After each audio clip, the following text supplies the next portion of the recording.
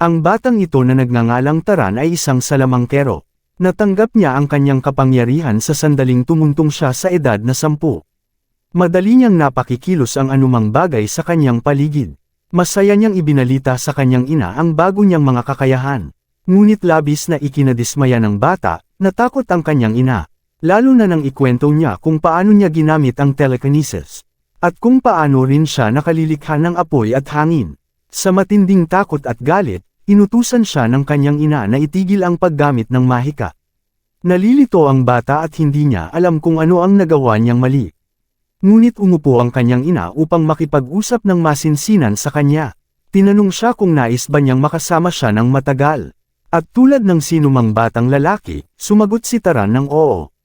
Ginamit iyon ng kanyang ina upang pilitin siyang mangako, na hindi na niya kailanman gagamitin muli ang kanyang kapangyarihan. At hinding-hindi niya ito ipapakita sa ibang tao. Nabahala si Taran at nagtanong kung bakit. Kaya ikinwento sa kanya ng kanyang ina ang kilalang alamat tungkol sa Maharlika at sa kabalyero.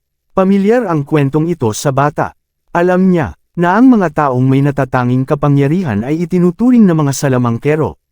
Kahit pa sila ay mga Maharlika o kabalyero.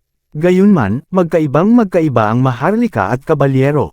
Ang mga Maharlika sa mundong ito ay tunay na mga inapo ng mga banal na nilalang. Isang lahing tinatawag na Freyans na nangakong ililigtas ang sinaunang sangkatauhan. Samantala, ang mga kabalyero ay mga inapo ng parehong Maharlika, na ang dugo ay nahaluan ng karaniwang tao.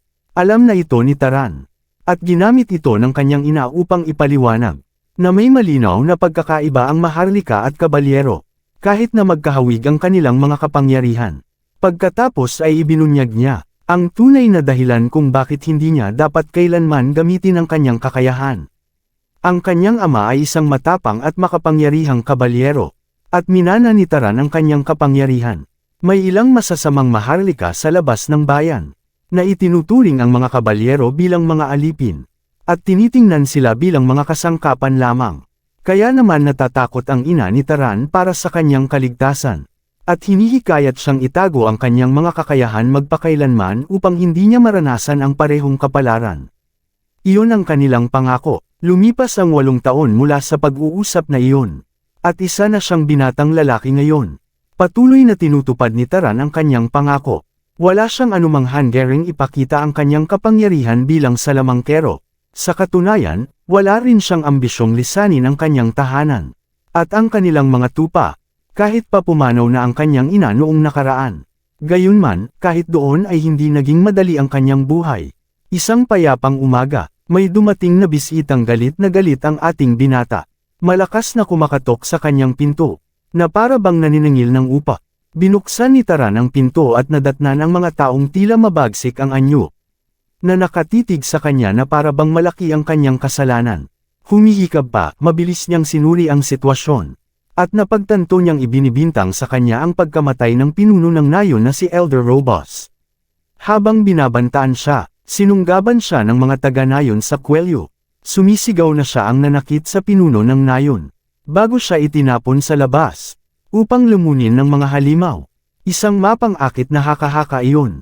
At nauunawaan ng ating binata ang kanilang pagtatangkang idiin siya.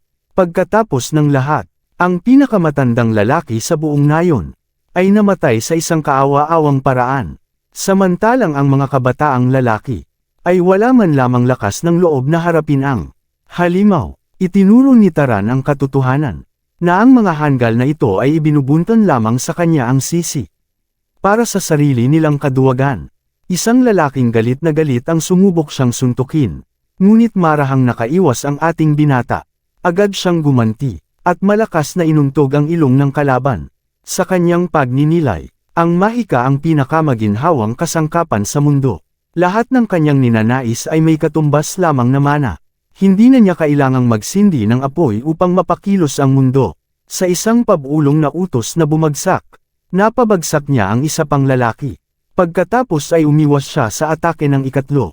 Napakahusay ni Taran sa paggamit ng mahika, na nagagawa niya ito nang hindi napapansin ng sinuman. Sapat lamang upang hindi mamatay ang kanyang mga kalaban, o sa halip, ang kanyang mga biktima. Muli niyang pinabagsak ang isa pa, na tila nangakong mananaig sa bawat hamon sa kanya. Isa-isa niyang tinalo ang mga ito. At sa isang iglap, nakahandusay na silang lahat sa lupa. Habang pinapahira niya ang sarili mula sa alikabok. Ganito niya itinatago ang kanyang pagkakakilanlan. Bilang isang salamangkero, isang lihim. Napailing si Taran. At sinabi na sana'y inilalaan na lamang ng mga hanggal ang kanilang lakas. Para sa libing ng matanda. Pagkatapos ay hinarap niya ang mga kababaihan. At tinanong kung nais din ba nilang makipaglaban. Tiniyak nila sa kanya, na naparoon lamang sila upang tiyakin na siya ay nasa mabuting kalagayan. Ngunit ang ating binata ay hindi madaling malinlang. At sinabi niyang dalhin na nila ang mga taong iyon palayo. Ganito ang tunay na nangyari. Ilang araw na ang nakalipas. Nakarating sa pinuno ng nayon ang balita. Tungkol sa pag-iral ng isang nakatatakot na halimaw. Na nakita sa pasukan ng nayon. Ang katawan ng nilalang ay nababalutan ng itim. At kasinlaki ito ng isang bahay. Nagpa siya ang pinuno na harapin ang halimaw. Sa pamamagitan ng pagkuha ng isang salamangkero upang lipulin ito.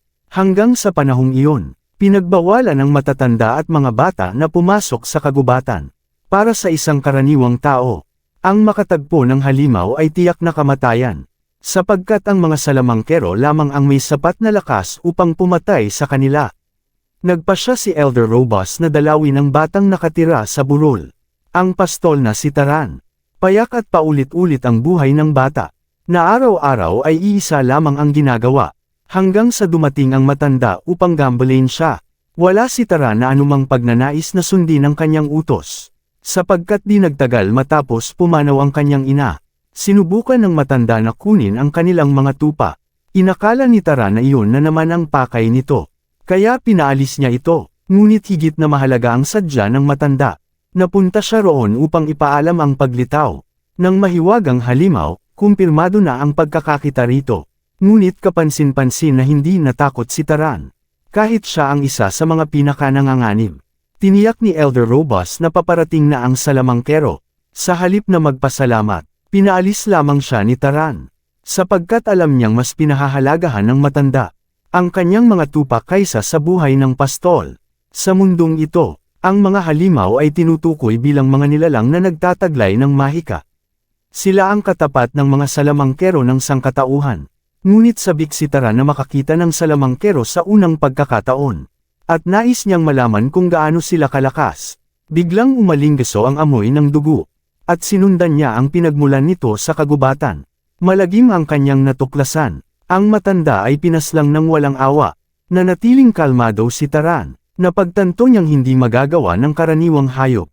Ang ganoong karahasang tanawin. Kung gayon, totoo ang balita tungkol sa halimaw. Sa isang iglap, nararamdaman niya ang madilim na mana sa paligid. Habang dumarating ang dambuhalang leopardo. Upang humanap ng susunod na biktima. Matatag na tinitigan ito ng ating binata. Bagaman sinasabing napakalakas ng mga halimaw, may ilang makapangyarihang salamangkero, na kayang talunin ang mga ito sa pamamagitan lamang ng isang salita. Tiningnan ni Taran ang nakakatakot na nilalang, at iniutos na ito ay mamatay agad. Tinangay ng kapangyarihan ang nilalang palayo, subalit hindi pa sapat ang utos na iyon. Muling sumugod sa kanya ang halimaw, ngunit kahit ilang ulit niyang sinubukan, nabigo si Taran na pigilan ang mabangis na pagwawala nito.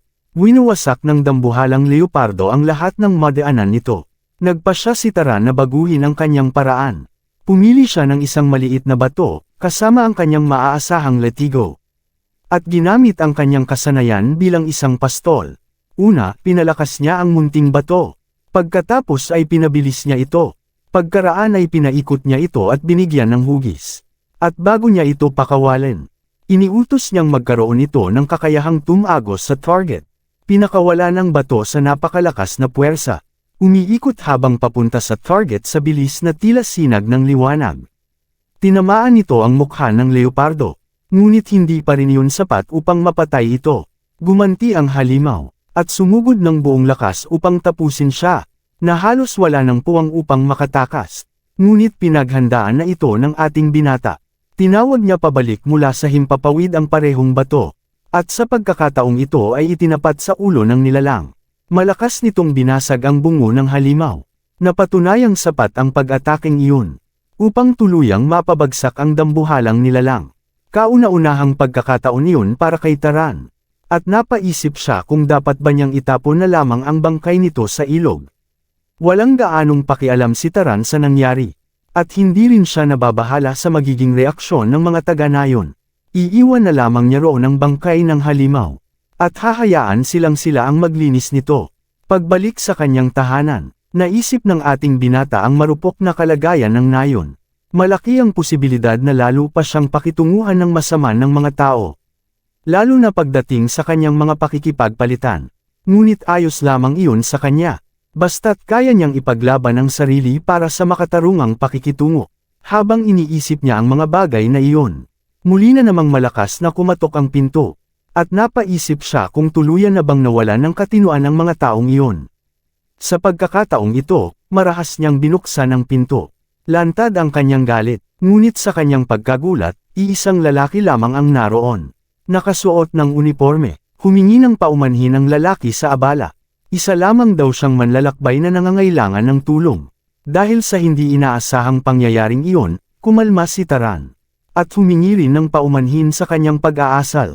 Ipinaliwanag na may mga nakasalamuha siyang nakakainis na tao kanina. Nakaramdam pa nga ng kaunting pag-aalinlangan ang ating binata sa kanyang asal. Sapagkat napakabait ng lalaking kaharap niya. Malayong malayo sa mga taong nakasanayan niya sa kanilang nayon. Napansin din niya ang espada ng lalaki. At tinanong kung naghahanap ito ng matutuluyan. Biglang kumalam ang sikmura ng manlalakbay. At iyon na ang naging sagot para kay Taran. Kaya inanyayahan niya itong pumasok. Naghanda siya ng maraming pagkain.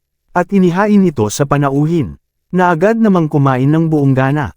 Habang nag-uusap sila, namangha ang manlalakbay ng mapansin, na hindi nakikisalamuha si Taran sa mga tao sa nayon. Ibinahagi ng ating binata, na wala siyang ginagawa bukod sa kanyang tungkulin bilang pastol sa mga burol. Bihira rin daw ang mga dumadaang manlalakbay sa kanilang lugar. Tahimik siyang pinagmasdan ng panauhin, at nakakita ng kakaibang interes kay Taran. Binanggit pa na kapuri-puri ang kanyang asal. Para sa isang pastol, ikinwento ni Taran na natutunan niya ang pagiging magalang. Mula sa kanyang yumaong ina, na pumanaw dahil sa karamdaman ilang taon na ang nakalipas. Nagpaabot ng pakikiramay ang manlalakbay, at tiniyak sa binata, na tiyak na ipinagmamalaki siya ng kanyang ina. Nagpasalamat din ito muli sa mainit na pagtanggap. Dumating ang pagkakataon ni Taran na magtanong. Inusisa niya kung ano ang nagdala sa lalaki roon. Hindi nag-atubili ang manlalakbay na ibunyag. Nanaparon siya upang patayin ang isang halimaw na puma. At sa kanya isiniwalat, na siya ay isang salamangkero. Hindi na yun ikinagulat ni Taran. Sapagkat alam niyang may paparating na salamangkero sa nayon. Batay sa sinabi ni Elder Robus. Pinagtibay ito ng manlalakbay, at siya naman ang nagtanong. Ayon sa kanya, malinaw niyang nararamdaman ang presensya ng isang halimaw sa lugar na iyon. Ngunit wala naman itong nakikita. Bukod pa roon, alam din ni Taran ang nangyari sa matanda. Kaugnay ng halimaw, ngunit tila wala siyang takot ni bahid ng pagnanais na tumakas. Ang pangunahing target ng halimaw na iyon ay si Taran mismo. Kaya naman namangha ang manlalakbay sa kanyang pagiging kalmado. Inisip niya na kakaiba ang tapang ng isang pastol na tulad niya. At malamig na tinanong ang kanyang tunay na pagkakakilanlan. Balikan natin ang nakaraan, ang pag-uusap ni Taran at ng kanyang ina. Nais talagang ipaliwanag ng kanyang ina, kung bakit hindi niya maaaring ibunyag ang kanyang lihim. Nangangamba siya sa pag-iral ng masasama o tiwaling maharlika. Para sa kanila, ang mga kabalyero ay para lamang mga alagang aso. Maaaring tretuhin nila ang mga ito ng may pag-aaruga.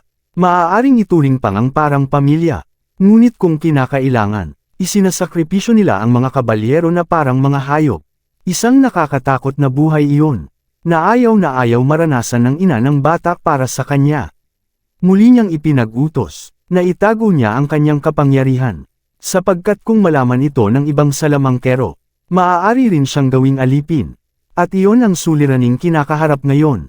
Patuloy na bumabagabag kay Taran ang mga salita ng kanyang ina.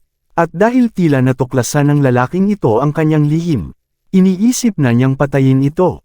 Upang mapangalagaan ang sarili, nagtanong ang lalaki kung bakit tumatangging sumagot ang pastol. Ngunit bago pa lumala ang sitwasyon, bumalik siya sa magaan na tono, at nagkunwaring nagbibiro lamang. Nakakatawa man, Pinaniwalaan naman iyon ng ating inosenteng bida. At inamin pa niyang mahina siya sa pag-unawa ng biro. Humingi ng paumanhin ang manlalakbay sa hindi magandang biro. Habang ibinahagi ni Taran ang kanyang pagkagulat. Sapagkat walang sino man ang tumawag sa kanya bilang salamangkero noon. Nagpatuloy ang kanilang magaan na burwan. Upang hindi lumala ang tensyon. Pagkatapos ay iniabot ng salamangkero ang kanyang kamay. At nagpakilala bilang Korn, isang manlalakbay. Tinanggap ni Taran ang pakikipagkamay. At nagpakilalang isang pastol, isang binatang malapit ng maglabing-8. May ngiti, ibinunyag ni Korn. Na siya naman ay 75 na ang edad. Tila pinagpala siya ng kabataang anyo. Sapagkat karaniwan ng mas mahaba ang buhay ng mga salamangkero. At mas mabagal silang tumanda. Dahil dito, tinanong ni Taran. Kung paano siya naging isang manlalakbay. Ikinwento ni Korn, na naglingkod siya sa pamilyang Arabian sa loob ng 60 taon. Bago tuluyang umalis sa kalaunan. Napagtanto raw niyang mas minamahal niya. Ang buhay na paglalakbay na walang permanenteng tahanan. Nagpatuloy ang kanilang payapang usapan. Naging magaan ang pakiramdam ni Taran sa kanyang kasama. At higit pa sa inaasahan, nasiyahan siya sa kanilang pag-uusap. Lumipas ang oras, at sumikat na ng lubos ang araw. Kaya nagpaalam si Korn upang umalis. Bilang pasasalamat, nag-iwan siya ng isang pilak na barya mula sa Arabian. Isa sa pinakamataas ang halaga dahil sa kadalisayan nito. Tinanggap iyon ng binata ng may pagmamalaki. At nagpaabot ng mabuting hangarin para sa kanyang pangangaso. Ngunit tiwala si Korn, na madalas pa silang magkakasal-ubong. Kung muli siyang daraan sa lugar, matapos ang payapang pag-uusap na iyon. Nagpatuloy si Taran sa kanyang gawain bilang pastol. Ginagamit ang kanyang mahika upang tipunin at pamahalaan ang mga tupa. Lumapit ang mga ito sa kanya. Ngunit nananatili pa rin siyang namamangha. Sa kanyang nakatagpong salamangkero, matagal na panahon na ang lumipas. Mula nang huli siyang nakaramdam ng ginhawa. Sa pakikipag-usap sa ibang tao. Lalong pinadali iyon ng likas na pagkamapagpatawa ni Korn. Sa totoo lang, tila isa ito sa mga kahangahangang taong bihirang makilala ng ating binata. Isang bagay na nakakagulat, sapagkat itinuro sa kanya ng kanyang ina, na ang mga kabalyero ay malulupit na mandirigma, na nangangaso lamang para sa masasamang maharlika. Sa kasamaang palad, wala ring ideya si Taran kung paano ipaaalam, na wala ng halimaw sa burol ng Hyserl, sapagkat siya mismo ang nakapatay sa mga ito. Samantala, palibot na nagmamasid si Korn, at napapansin niyang wala siyang maramdamang presensya ng halimaw.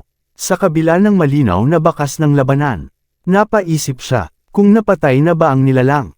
Ngunit ang tunay na tanong, sino ang nakagawa nito, at bakit pa siya ipinatawag ng matanda, kung may iba ng salamangkero roon?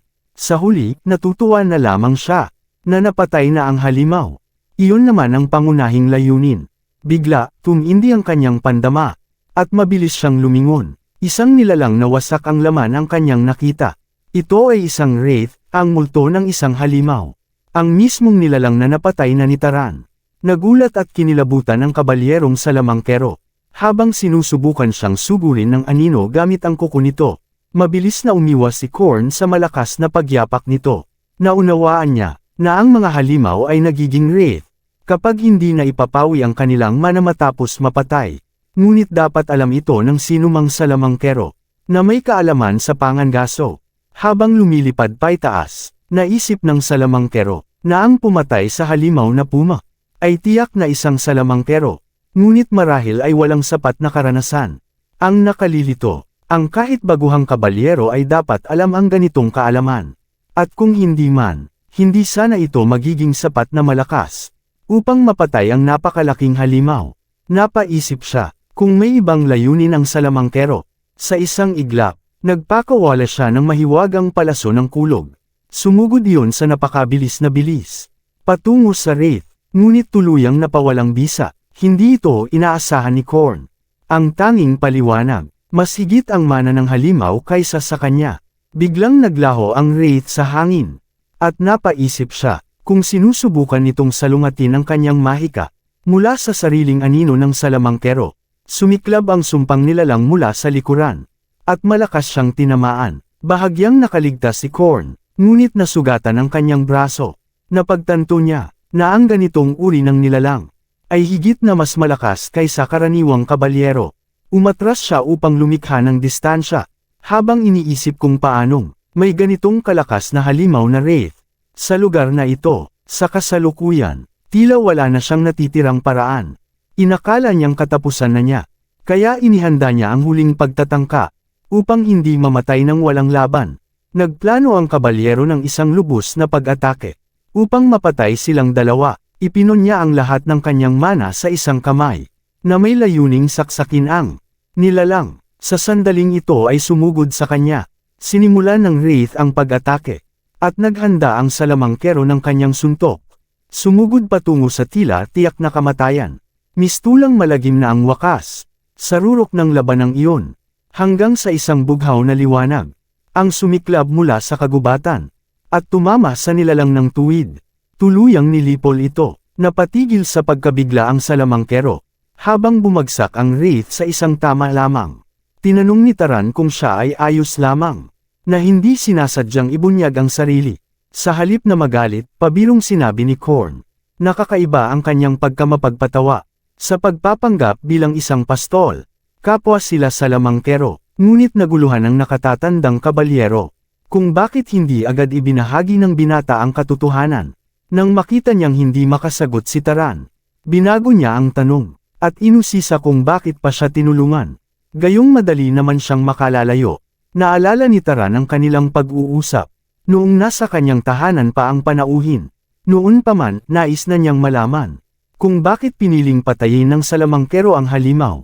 Gayong maaari naman siyang kumita ng salapi, nang hindi isinasapanganib ang sariling buhay. Napatawa ang kabalyero, at sinabi niyang kaawa-awa ang mga tao sa nayon dahil wala silang anumang proteksyon para sa kanilang buhay. Ipinunto ni Taran na hindi naman kasalanan iyon ni Korn. Ngunit ipinaliwanag ng nakatatandang salamangkero, na ang mga salamangkero ay nagmamana ng kapangyarihang tila sa Diyos nagmumula. At dahil dito, naniniwala siyang may pananagutan silang ipagtanggol ang mga karaniwang tao. Hindi man lahat ng salamangkero ay sumasang-ayon sa paniniwalang iyon, sapagkat bawat isa ay may sariling paraan ng pamumuhay. Ang mga salitang iyon ay malinaw na umaalingaw ngayon sa isipan ni Taran. Habang siya ay bahagyang ngumiti, at nagsabing bawat isa ay may sariling landas sa buhay. Sa kabila nito, ang halimaw ay tila muling nabuhay. Ipinaliwanag ng kabalyero, na ang wraith na ito ay lampas sa kanilang kakayahan. Ang antas nito ay maihahambing sa banta ng isang maharlika. Kaya ang pinakamainam nilang magagawa, ay tulungan ang mga taga-nayon na lumikas. Nag-alok pa si Korn na maging pain, at pigilan ang halimaw hanggat makakaya niya. Matapang man ang kanyang mga salita, alam niyang wala siyang natitirang paraan, upang tuluyang mapuksa ang nilalang. Ngunit ikinagulat niya si Taran, na may katiyakang nagsabing ayos lamang ang lahat, na tila hindi pa niya ibinubunyag ang buong lakas niya. Nabagabag ang veteranong kabalyero, sa pagkatuklas na ang isang binatang tulad niya, ay may kakayahang maihahambing sa mga bihasang salamangkero. Sa sandaling iyon, hindi simpleng tapang ng isang inosente ang kanyang nasaksihan, kundi ang sukdulang kapangyarihan. Naglabas si Taran ng maningning na aura, at ipinamalas ang kakayahang maaaring makapagpabago sa takbo ng mundo. Hinamon niya ang nilalang, upang masukat ang hangganan ng sarili niyang lakas. Ngunit nabahala si Korn, at pinakiusapan ang binata na umatras, sapagkat isang napakapanganib na halimaw ang kanilang kaharap. Habang abala sila sa pag-uusap na iyon, wala nang panahon si Korn para umiwas sa paparating na malakas na hampas. Isang pag-atake na agad na naharangan ni Taran, na itinulak ang halimaw patama sa pinakamalapit na istruktura. Nauunawaan na ng kabalyerong salamangkero, na siya lamang ang nakakasagabal sa binata kung ipagpapatuloy niya ang laban. Sa halip, kailangan niyang huminahon, at maingat na subaybayan ang patuloy na paglago ng talento ni Taran. Nakikita natin ang magagandang paikot-ikot na suntok, na sunod-sunod na ibinabato sa halimaw, ngunit sa kabila ng mga pagsusumikap ni Taran na patayin ito sa isang hampas. Tanggi ang wraith na mamatay at muling nakakaabot sa kanya. Dito ibinunyag ni Korn, na ang mga wraith ay immune sa mga pisikal na pag-atake, na nagdulot ng pag-aalinlangan kay Taran. Kung paano niya ito mapapawi? Ang solusyon, ayon kay Korn, ay gamitin ang apoy o kidlat. Inunat ni Taran ang kanyang kamay, at pinukas ang isang bukol ng apoy, upang bumuo sa laman ng wraith. Ngunit kahit ganoon, hindi gumagalaw ang nilalang, ngunit malinaw na iyon pala ay hindi ang tunay na layunin. Nagmuni-muni si Korn, na para tunay na maapektuhan ng kapangyarihan ng salamangkero ang isang nilalang. Kailangan itong maitatag ang kaayusan ng sanhi at bunga.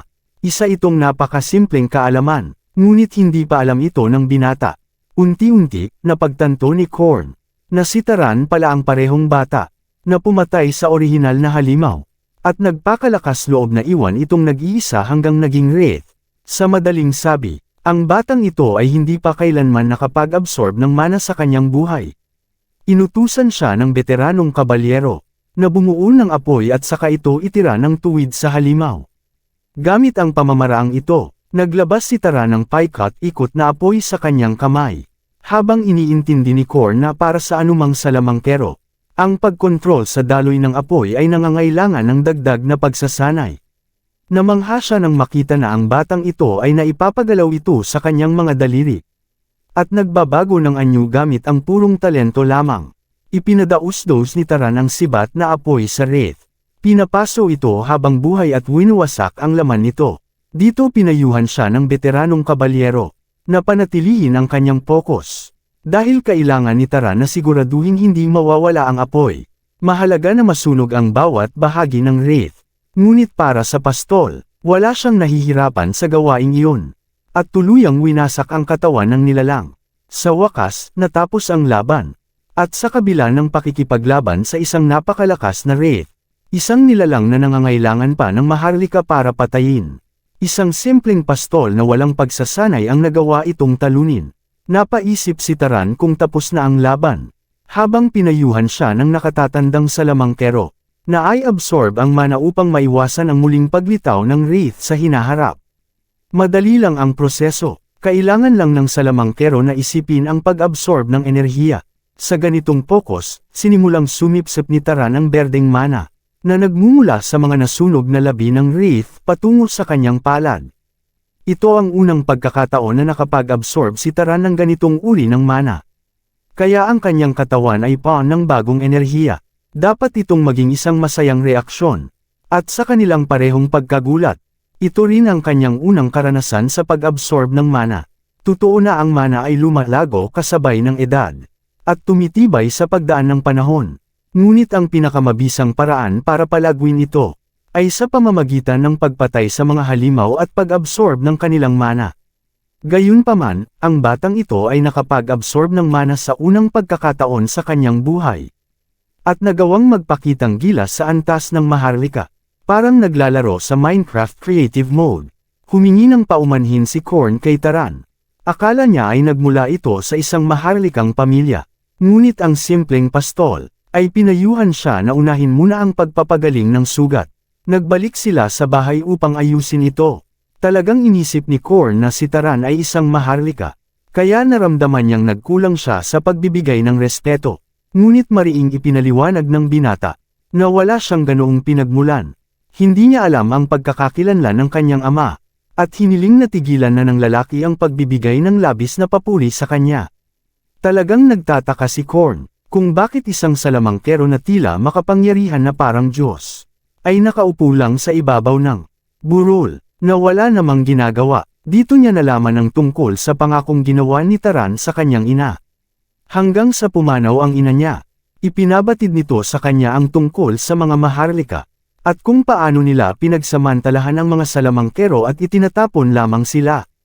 Nang marinig ang mga salitang iyon, sumasang-ayon si Korn sa karunungan ng ina ni Taran, na nakakatawa sa batang pastol.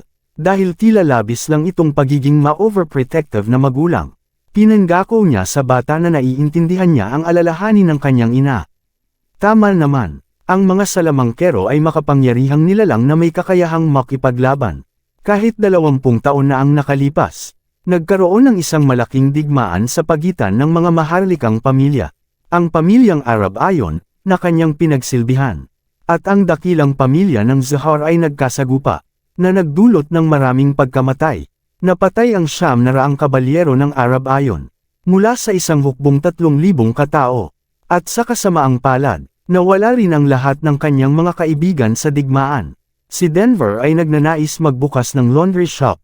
Pinagalitan siya ni Hartman, at pati ang kanyang sariling asawa at anak ay pinaslang ng mga miyembro ng pamilya Zahar, na nag-iwan sa kanya ng matinding trauma bilang nag-iisang nakaligtas. Kaya tama ang ina ng bata sa pagbibigay babala sa kanya. Namamatay ang mga kabalyero sa isang malupit at walang saysay na paraan.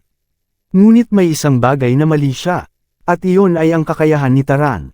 Napahiya si Korn aminin iyon, dahil kahit isa siyang mahusay na kabalyero, nagawa ng bata na talunin ang isang nilalang, na kahit siya mismo ay hindi kayang patumbahin. Hindi pa nga siya tinuturing na banta ng isang kabalyero, ngunit isa ng salamangkero sa antas ng Maharlika sa ngayon. At nasa pinakamataas na antas pa. Dahil dito, napag-isip-isip ni Taran, kung nagsinungaling ba ang kanyang ina tungkol sa background ng kanyang ama bilang kabalyero. Ngunit kawili-wili, napansin ni Korn, na minsan, ang mga anak ng Maharlika, ay ipinapanganak din sa mga pamilya ng kabalyero. Base sa takbo ng mga pangyayari, pinayuhan ni Korn ang pastol na bumaba sa burol, at maranasan ang mga kulay ng tunay na mundo.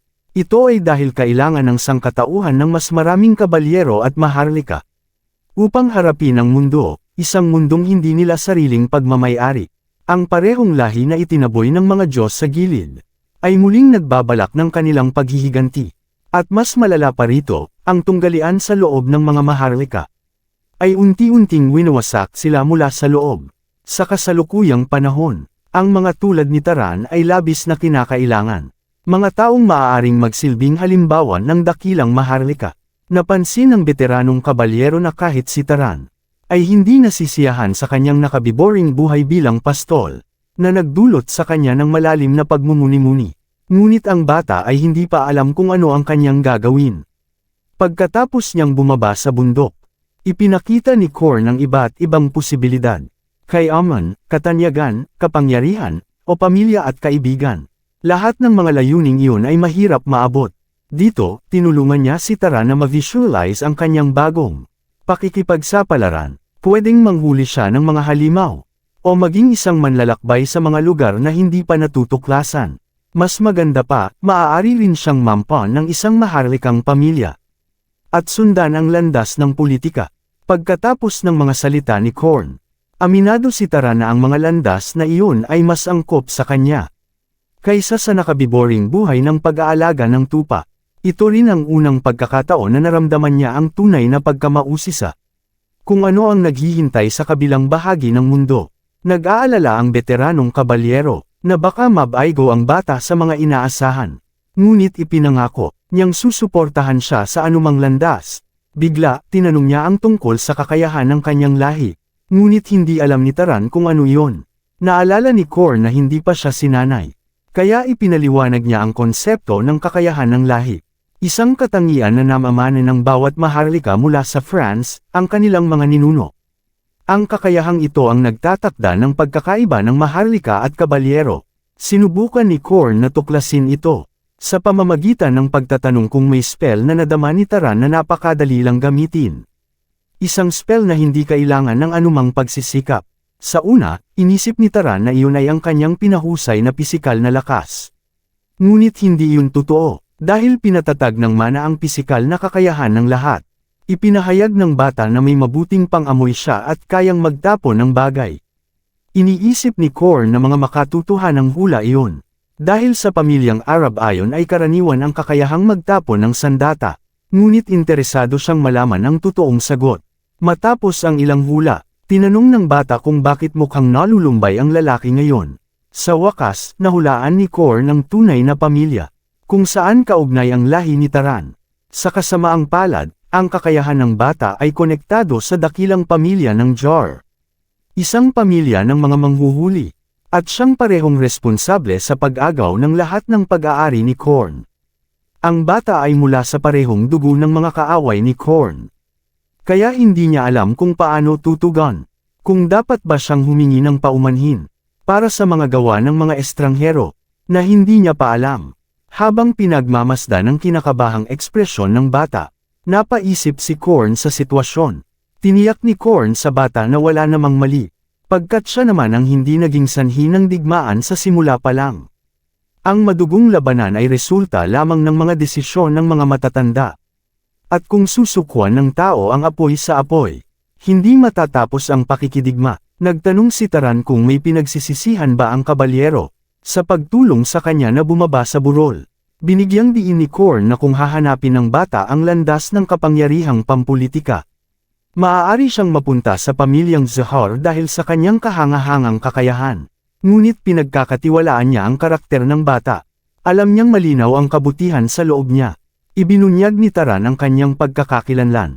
Isang bagay na tinago niya sa buong buhay niya.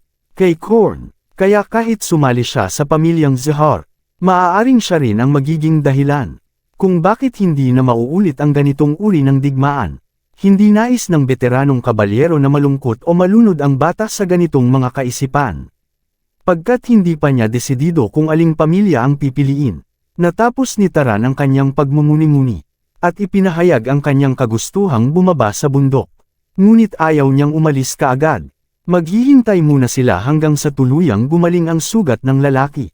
Ang kanyang sinabi ay nagpatunay lamang kay Korn kung gaano kabait ang batang ito.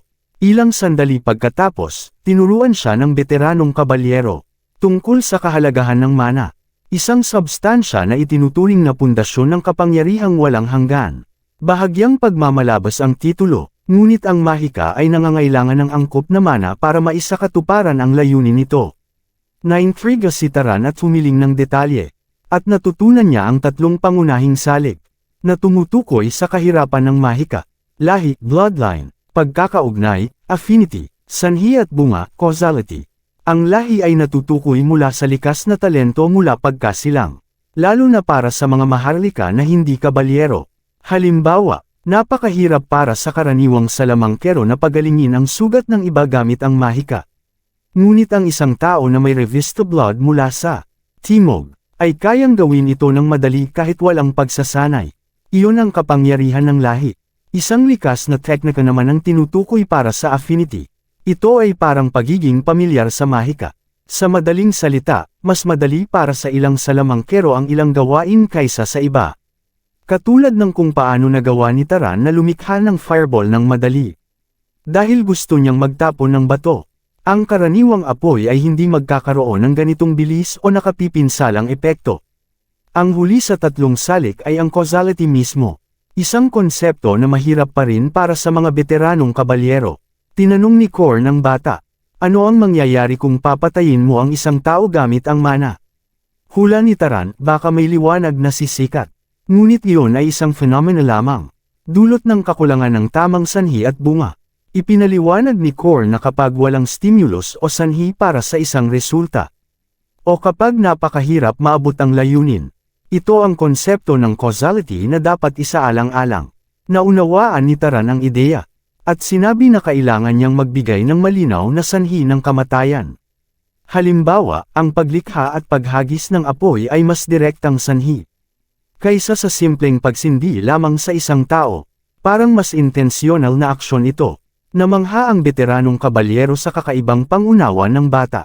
Ngunit hindi pa rin maintindihan ni Taran kung bakit hindi niya makontrol ang mga halimaw gamit ang kanyang salita. Ito ay dahil sa mana ng mga halimaw. Hindi madaling gawain ang mahika. At kahit ang talentadong salamangkero tulad ni Taran ay natututo ng katotohanan ito. Ang pinakamahusay na salamangkero ay alam ang prinsipyo ng mana. At alam kung anong uri ang kailangan para sa bawat sitwasyon. Dahil dito, nagtanong si Taran kung may espesyal na mahika ang pamilyang Zahar. Ayon kay Korn, magaling sila sa stealth at track-based na kakayahan. Hinimok ni Korn ang bata na subukang gayahin iyon. Ini-internalize ni Taran ang kanyang mga iniisip. Huwag makita ng iba at mawala ng parang wala. Literal na nakita ng veteranong kabalyero. Ang batang naglaho sa hangin. At pinapurihan siya sa tagumpay. Ngunit may kakaibang pakiramdam si Korn. Dahil biglang bumalik ang bata sa paningin niya. Ito ay isang nakakatakot na kakayahan. Nataglay ng pamilyang Zahar. Ang parehong kakayahan na ikinatakot ng mga sundalong Arabian. Sa una, tila isang broken na kakayahan ito. Pero pinagtawanan ng veteranong kabalyero. Dahil hindi pa rin ito imbattable. Ipinakita niya ang interes na turuan ang bata ng ilang paraan ng pagsasanay. Kahit pa siya ay mula sa pamilya ng kaaway. Ang katotohanan, pinagmalasakitin siya ng batang pastol at iniligtas pa ang kanyang buhay. Kaya hanggang ngayon, lubos na pinagkakatiwalaan ni Korn ang karakter ni Taran. Sa susunod na eksena, komplikado ang sitwasyon, nag-iimpake si Taran. Ibinebenta ang kanyang mga tupa, at aalis ng nayon. Nagkaroon ng isyu ang mga taga-nayon sa biglaang pag-alis niya. Ngunit hindi siya nag-alala at mas pinili ang kanyang sariling layunin. Binalaan niya na pakakawala ng mga tupa, kung hindi nila bibilhin sa kanya. At kahit mahuli nila ang mga ito, sisiguraduhin niyang magbibigay ito ng malaking problema sa kanila. Alam ng baliw na tiyo na may kalbo at sirang bigot, na hindi biro ang batang ito pagdating sa salita. Inaalok niya ang buong halaga. At ganun nga, iniwan ng dalawang salamangkero ang maliit na bayan ng tuluyan. Biglang naalala ni Turan, na may utang pa ang mga hanggal na iyon kay Korn, bilang karagdagang bayad para sa misyon. Ngunit wala namang pakialam ang salamangkero sa pera, at binigyang diin niya na siya naman ang hindi pumatay sa halimaw. Nagsimula ang kanilang paglalakbay sa pamamaalam. Dahil ayaw ng veteranong kabalyero na makipagtim kay Turan, mas pinipili niyang magtrabaho ng mag-isa. Ayos lang kay Turan iyon. At taos-pusong nagpasalamat sa lahat ng kabutihang ipinakita sa kanya. Nagpaalam silang may pag-asa na magkikita muli sa hinaharap. Pinanood ni Turan ang paglayo ng veteranong kabalyero. At sa kanya naisip kung bakit ayaw niyang kausapin ng kabalyero ng formalidad. Kahit hindi kulang ang pagmamahal ng kanyang ina. Habang buhay, hinahangad ni Turan ang isang ama. Isang lalaki na maaaring maging huwaran. Para sa taong nais niyang maging. Isang nakakaantig na paraan upang ipahiwatig na, nais ni Turan na maging mabuti. Katulad ni Korn mula ngayon. Nagpatuloy ang paglalakbay ng bata sa disyerto, kung saan nakatagpo siya ng mga naglalakbay na mga ngalakal, at nagpa siya na magtanong para sa direksyon. Inisip ng mga tao na hadlang siya sa kanilang daraanan. Ngunit simpleng nagtatanong lang siya ng direksyon, at nalaman ang tungkol sa isang lungsod malapit na tinatawag na Murray. Matapos pasalamatan ng mga mangangalakal, handa nang umalis si Turan. Ngunit biglang hinarang siya ng isa sa mga hanggal. Sinisigawan siya dahil aalis ng hindi nagbabayad. Para sa mga salbahing iyon, kahit ang impormasyon ay may kapalit. At habang hinahawakan nila ang kanilang mga sandata, hinihingi nila kay Turan na ibigay agad ang kanyang bag. Sa madaling salita, nakumpirma lamang na ang mga ito ay mga daga at tulisan. Ibinahagi ng kanilang leader na ito ay isang walang patutunguhang lugar, kung saan walang pakialam ang sinuman sa kamatayan ng iba. Kaya sa kanilang paningin, kabaitan na lamang ang ipagkaloob ang buhay ng bata. At habulin lamang ang kanyang mga gamit. Dito napagtanto ni Turan, na hindi sila mag-aatubiling pumatay kung kinakailangan. At naaalala niya ang kanyang karanasan kasama ang veteranong kabalyero. Sa halip na takot, ang bata ay nakakaramdam ng tuwa sa paggamit sa kanila bilang kanyang test subjects. Humahajijek ang mga tulisan, tinutukoy ang bata bilang isang show-off. Hanggang sa ang parehong show-off ang magpadala sa kanila sa isang buhawi. Gamit ang isang spell ng hangin. Sa halip na direkta lang gamitin ang hangin, mahusay itong hinubog ni Turan, na mas epektibo at mas kaunti ang nagastos na mana. Ginagawa nitong mas madali para sa kanya ang pagcast ng mga spells. Habang epektibong nakabibighani sa kanyang mga kalaban. Kasabay nito, naglabas siya ng kaunting tubig mula sa kanyang flask. At hinubog ito bilang isang ice bullet. At sa totoo lang, ang paraan ng pag-hover niya nito ay napakabongga. Walang takot, pinapaputok ni Turan ang ice bullet sa isa sa mga tulisan, na tumagos sa laman nito. Bagaman maayos ang spell, hindi niya ito gaanong nagustuhan. Agad na sumuko ang mga tulisan, dahil wala silang kaalaman sa kapangyarihan ng bata. Habang lumilikha ng destruction ang leader ng grupo, tatlo sa kanyang mga tauhan ang pumapalibot kay Turan mula sa likod. Casual na pinapadyak ni Turan ang lupa, at nag-erect ng mga obelisk para pabagsakin silang lahat. Pinanood ng leader ng tulisan ng may takot, habang pinapatay ng bata ang lahat ng kanyang tauhan. Nang hindi man lang nagmumukhang natatakot. Ngayon na napalitan ang posisyon, tinanong ni Turan ang leader ng tulisan ng isang mahalagang tanong. Bakit nila walang plano na inatake siya? Samantalang kahit sino ay maaaring maging salamangkero.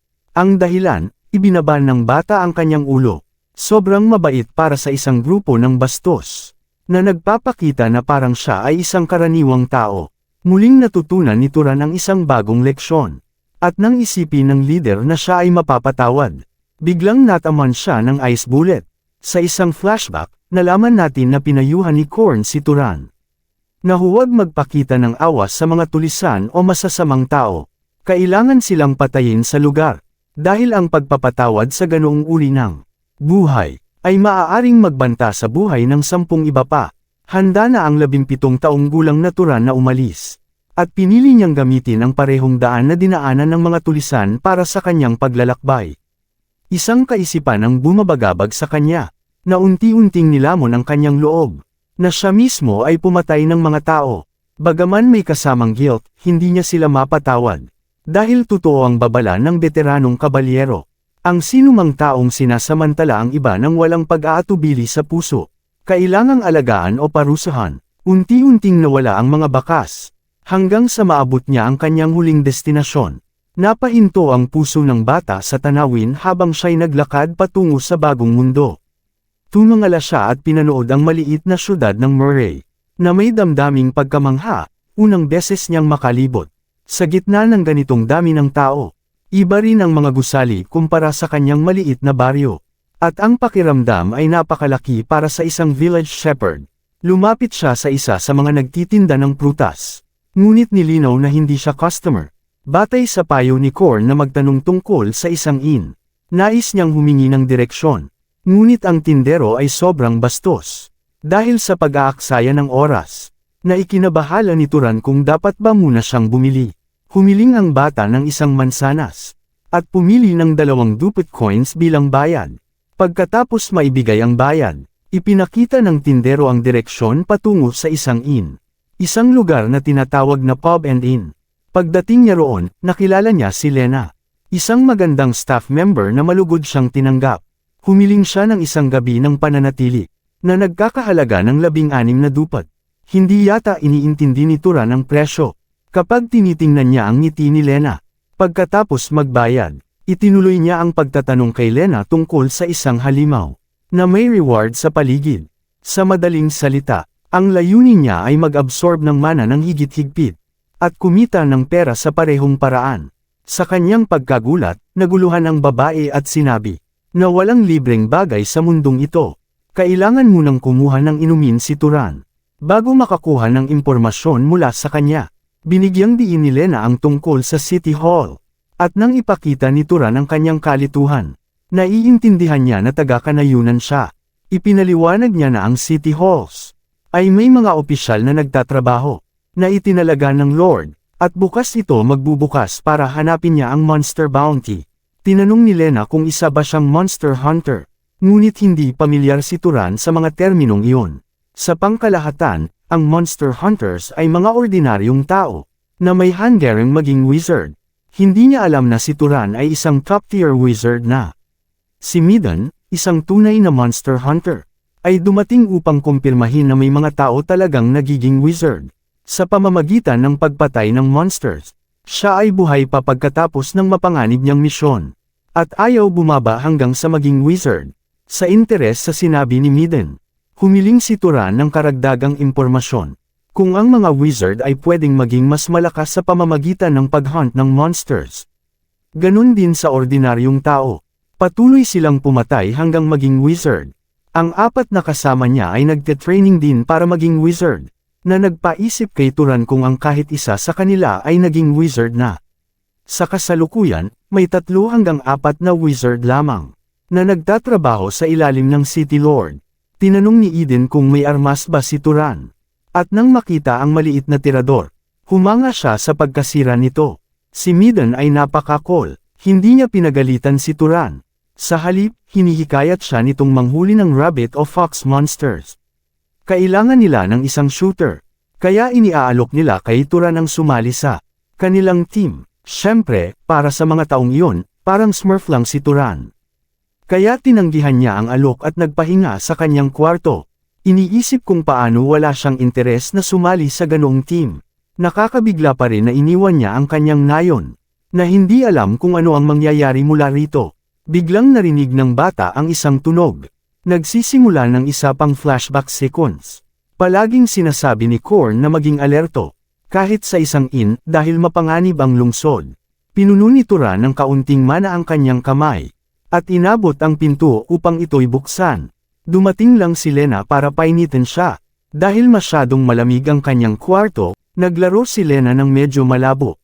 Ipinaliwanag ang kanyang intensyon, isang babaeng horn dog para sa pera, at masaya siyang gawin ang anumang gusto niya.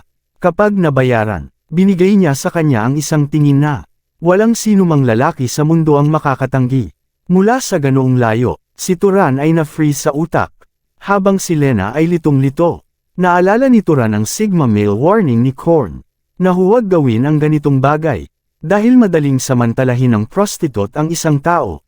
At may panganib na mahawa ng STD kahit may resistance ang wizard. Mas lalala kung maipapasa ito. Kaya tinanggihan niya siya kanina, na ikinagalit at ikinapiko ni Lena. At bumaba sa kwarto, bumalik si Turan sa kama.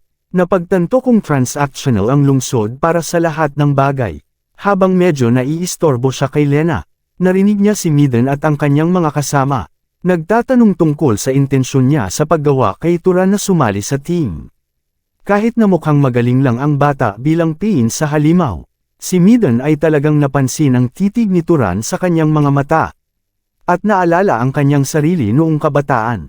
Nais niya itong alagaan, kaya inanyayahan niya si Turan sa kanilang team para doon. Talaga namang ultimate homeboy ang taong ito. Habang naririnig yun, nakahanap si Turan ng kaunting kapanatagan sa init ng lungsod. Kinabukasan, pumunta siya sa City Hall upang makipagkita sa isang opisyal. Magalang na ipinahayag ng bata ang kanyang kahilingan na manghuli ng mga halimaw. Habang bumabalik sa kanyang alaala ang mga salita ni Korn, hindi gusto ng mga tao na magpakabait sa isa't isa, dahil wala silang dahilan para gawin ito sa simula pa lang.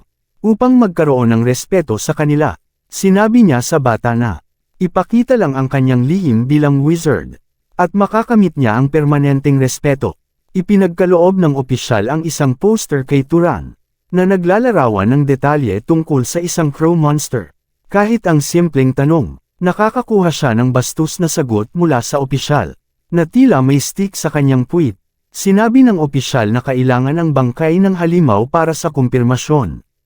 At kung hindi ito maipakita pagkatapos nitong mamatay, may parusang kamatayan ayon sa batas ng lungsod. Alam naman ni Turan mismo, kung ano ang mangyayari kapag ang mga halimaw ay naging wraiths. Kaya tumanggi siyang ulitin ang ganoong pagkakamali. Nagtanong siya tungkol sa mga knight sa paligid. Ngunit tila wala silang oras sa panghuhuli ng mga halimaw. Dahil ang pangunahing tungkulin nila ay protektahan ang lungsod. Para sa panghuhuli ng aktwal na mga halimaw, kumukuha sila ng mga tao tulad ng mga hunter. Matapos ang lahat ng kawalang galang na iyon, iniwan ni Turan ang opisyal, na may impresyon na baka siya ay mamatay. Ngunit dumating ang realidad. Ang halimaw na kanyang inatas ang hulihin ay napatay na. At naibalik, na ikinagulat ng opisyal. Agad itong naibalik ng bata. At siya mismo ang nagpatupad ng trabaho hanggang sa matapos. Nagtanong si Turan tungkol sa bounty. Dali-dali itong ibinigay sa kanya. At pinayuhan siyang magpahinga ng maayos. Labis ang kanilang tuwa na. Kahit ang mga pakpak ay napanatili niya, at naibalik ang crow sa maayos na kondisyon.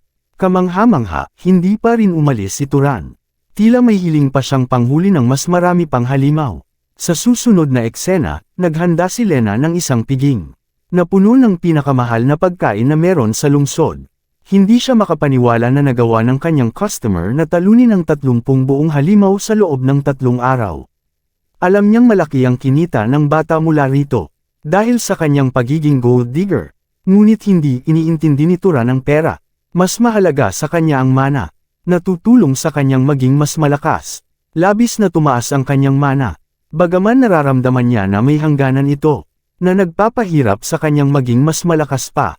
Tinanong ni Turan si Lena kung nagnakaw siya ng kaunting pagkain, ngunit inakusahan siya nitong kinain niya lahat, na nakakagulat dahil sa sobrang payat niya.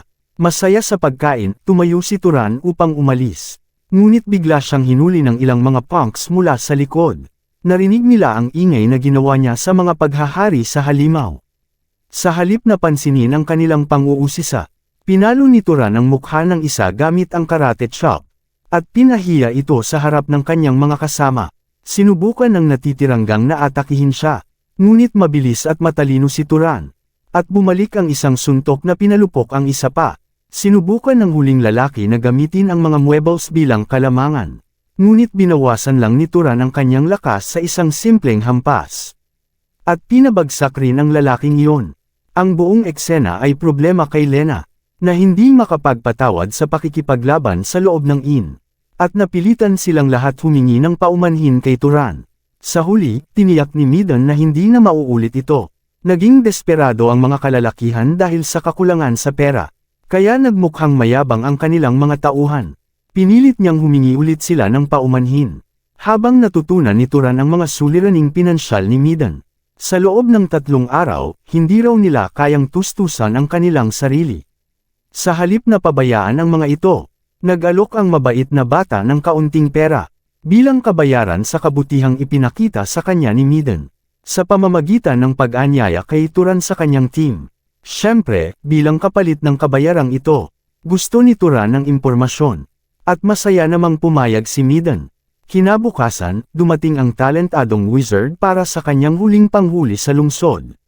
Tinanong niya rin tungkol sa susunod na lungsod na pupuntahan niya matapos ayusin ang kanyang mga gamit.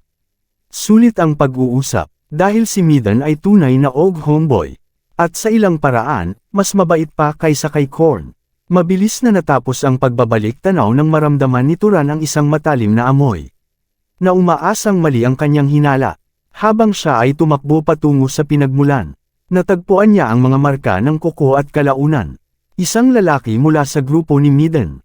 Dugo-dugo at patay. Ngunit narito ang pinakamasama. Si Midon mismo ay nakahiga sa lupa. Ang kanyang pera mula kahapon ay hindi nagamit. Ang katawan niya ay nalunod sa pulang dugo. Para kay Midon, kailangan nating mag-alay ng karangalang huli para sa ating yumaong kasama. Isang lalaki lang ang nakaligtas. Ngunit puro reklamo ang lumalabas sa kanya.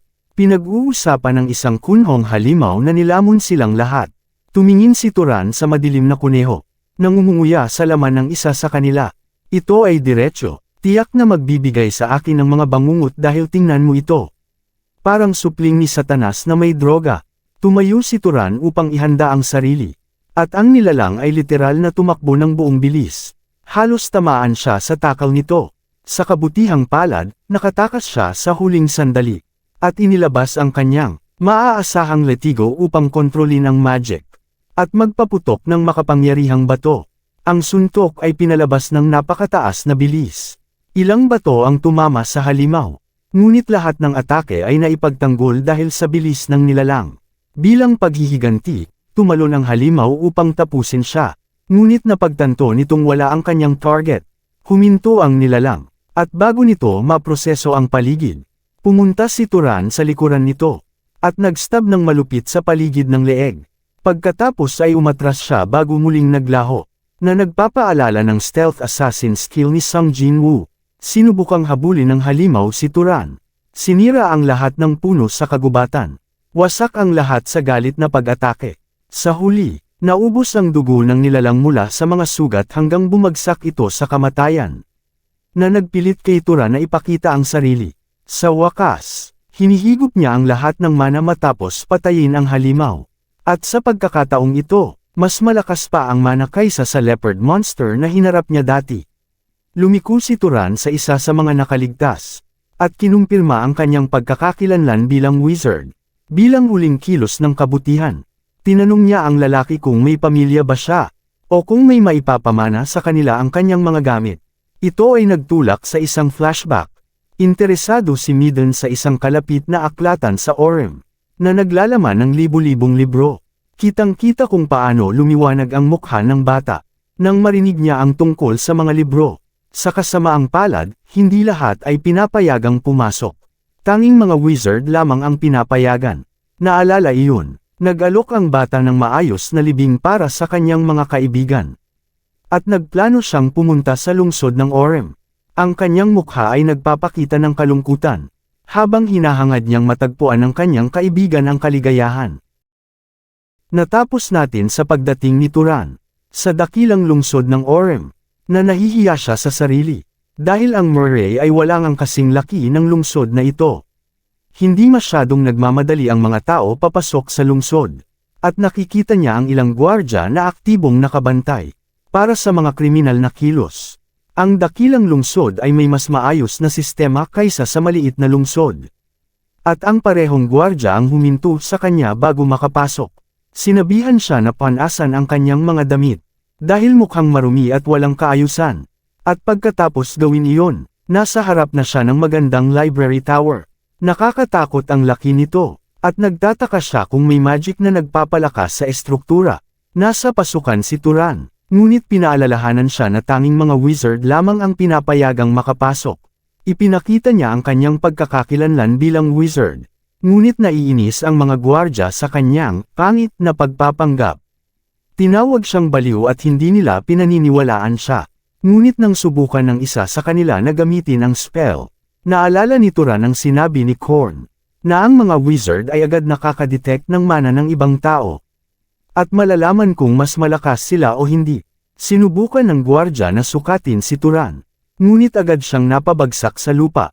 Natakot siya sa posibilidad ng kamatayan. Napagtanto na hindi ito ordinaryong wizard. Ipinakilala ang sarili ni Kenya bilang isang knight ng House Valtas. At nagtanong kung anong house si Turan.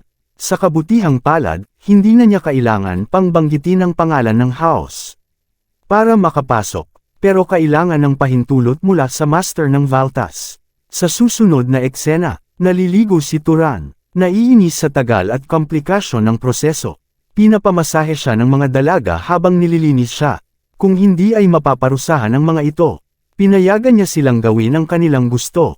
Namangha ang isa sa mga dalaga nang lumabas si Turan. Nagmistulang modelong, nakasot, lahat sila ay humanga sa kanyang kagandahan, at nagmakaawa na huwag siyang makipag-usap ng parang magkaibigan lang. Dumating naman ang totoong mayabang na eksena, isang babae na may pink na buhok, si Isela, na agad na nanunuya sa kanya. Tinawag siyang pulubi sa unang dating, ngunit pagkatapos siyang bihisan, ngayon ay mukhang prinsipe na siya. Maingat na ipinakilala ni Turan ang sarili.